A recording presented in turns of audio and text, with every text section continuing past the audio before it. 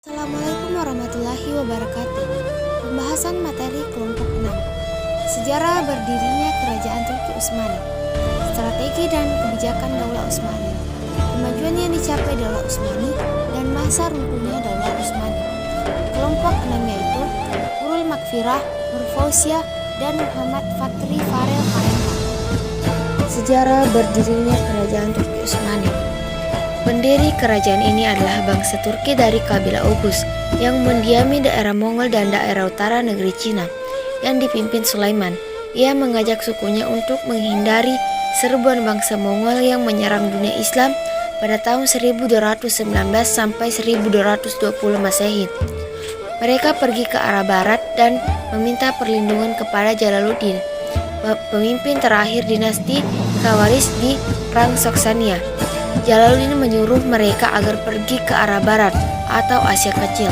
Setelah penyerangan Mongol mereda, Sulaiman menyeberang sungai Efrat untuk kembali ke tanah airnya, namun ia tenggelam.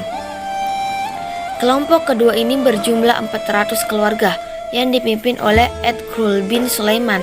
Mereka mengabdikan dirinya kepada Sultan Alauddin II dari dinasti Saljuk.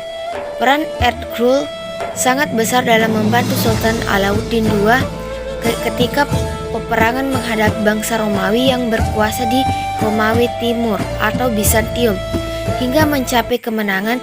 Sebagai ucapan terima kasih, Sultan Alauddin menghadiahkan sebidang tanah yang berbatasan dengan Bizantium. Sejak saat itu, Ertugrul terus membina wilayah barunya dan berusaha memperluas wilayahnya dengan merebut wilayah Bizantium. Strategi dan kebijakan Daulah Utsmani. Pada tahun 1300 Masehi, bangsa Mongol melakukan penyerangan ke wilayah dinasti Saljuk, menyebabkan terbunuhnya Sultan Saljuk tanpa meninggalkan pewaris tahta. Dalam kekosongan itulah Utsman memerdekakan wilayahnya dan bertahan dari serangan Mongol. Utsman memproklamirkan kemerdekaan wilayahnya dengan nama Turki Utsmani. Pada awalnya, kerajaan Turki Utsmani hanya memiliki wilayah yang kecil, namun adanya dukungan militer, tak lama kemudian Utsmani menjadi kerajaan yang sangat besar dan bertahan dalam kurun waktu yang cukup lama. Setelah Utsman meninggal pada 1326 Masehi, kedudukannya digantikan oleh anaknya, Orkan di usia 42 tahun. Pada masa ini, tentara Islam pertama kali masuk Eropa. Orkan juga berhasil mereformasi dan membentuk 3 pasukan utama, yaitu tentara Sipahi, tentara reguler, tentara yang digaji setiap bulannya, tentara Haseb, tentara irreguler, tentara yang digaji saat mendapat harta rampasan, tentara Janissary, tentara yang direkrut sejak berumur 12 tahun. Kebanyakan adalah anak-anak Yahudi yang dibimbing dengan disiplin dan ketat. Kerajaan Turki Utsmani juga pernah mengalami kekalahan di masa pemerintahan Sultan Bayezid dalam pertempuran melawan Timur Leng pada tahun 1396 Masehi. Bayezid dan kedua putranya Musa dan Ertugrul ditawan oleh Timur Leng, dan akhirnya Bayezid meninggal dalam tawanannya pada tahun 1402 Masehi. Kerajaan Utsmani bangkit kembali dan mencapai kemilagannya pada masa pemerintahan Sultan Muhammad. Ia digelari Al-Fatih atau Sang Penakluk karena pada masanya itu berlangsung ekspansi Islam secara besar-besaran. Kota penting yang berhasil ditaklukkan adalah Konstantinopel pada tahun 1453 Masehi. Dengan demikian, usaha menaklukkan atas kerajaan Romawi Timur yang telah berulang kali dilakukan oleh pasukan Muslim sejak masa dinasti Umayyah telah tercapai. Konstantinopel dijadikan ibu kota kerajaan dan gereja Hagia Sophia atau Hagia Sophia dijadikan sebuah masjid. Meskipun Konstantinopel sudah ditaklukkan oleh pasukan muslim, Sultan Muhammad memberi kebebasan beragama bagi masyarakat setempat. Kemajuan yang dicapai Daulah Utsmani. Bidang maritim pada masa Sultan Muhammad II, laut dalam Golden Horn menjadi pusat perindustrian dan gudang persenjataan maritim.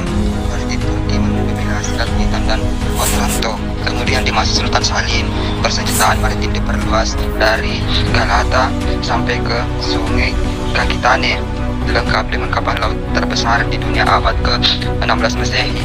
Turki Utsmani telah menguasai Mediterania, Laut Hitam, dan Samudra Hindia. Bidang pendidikan serta ilmu pengetahuan dan teknologi dari aspek-aspek intelektual yang dicapai pada abad ke-19 Masehi. Terdapat 3 buah surat kabar, yaitu Harian Berita Takvini VK pada tahun 1831, Jurnal Tasviri Afkyar pada tahun 1862, dan Jurnal Tarjumani Ahval 1860. Kemudian terjadi transformasi pendidikan dengan membangun sekolah-sekolah dasar dan menengah pada tahun 1861 dan perguruan tinggi pada tahun 1869, dan juga mendirikan fakultas kedokteran dan fakultas hukum di masa Mahmud II. Kurikulum ditambah dengan kurikulum umum. Bidang seni dan kebudayaan muncul tokoh-tokoh penting. Pada abad ke-17 muncul penyair terkenal, yaitu Nafi pada tahun 1582 sampai 1636, dengan menghasilkan sastra-sastra kaside yang mendapat tempat di hati para sultan. Masa runtuhnya Daulah Utsmani. Kejatuhan Turki Utsmani merupakan proses sejarah yang panjang dan tidak terjadi secara tiba-tiba. Kiprahnya dalam panggung sejarah selama 5 abad atau akhir abad ke-13 hingga awal abad ke-19 merupakan fase yang pasang surut. Dengan demikian, kejatuhan imperium besar ini merupakan akumulasi dari sejumlah kondisi sebelumnya. Namun, faktor penyebab utama kemunduran Turki Utsmani adalah kelemahan para sultan. Sepeninggal Sultan Sulaiman Al-Kanuni, Turki Utsmani diperintah oleh para pemimpin yang lemah. Kerajaan ini mulai memasuki masa kemundurannya di abad ke-17 Masehi. Di dalam negeri timbul pemberontakan seperti di Suriah di bawah pimpinan Kurdi Jumbulat, di Lebanon di bawah pimpinan Dris Amir Fakhruddin dengan negara-negara tetangga. Terjadi peperangan seperti Venetia 1645 sampai 1664 Masehi dan dengan Syah Abbas dari Persia.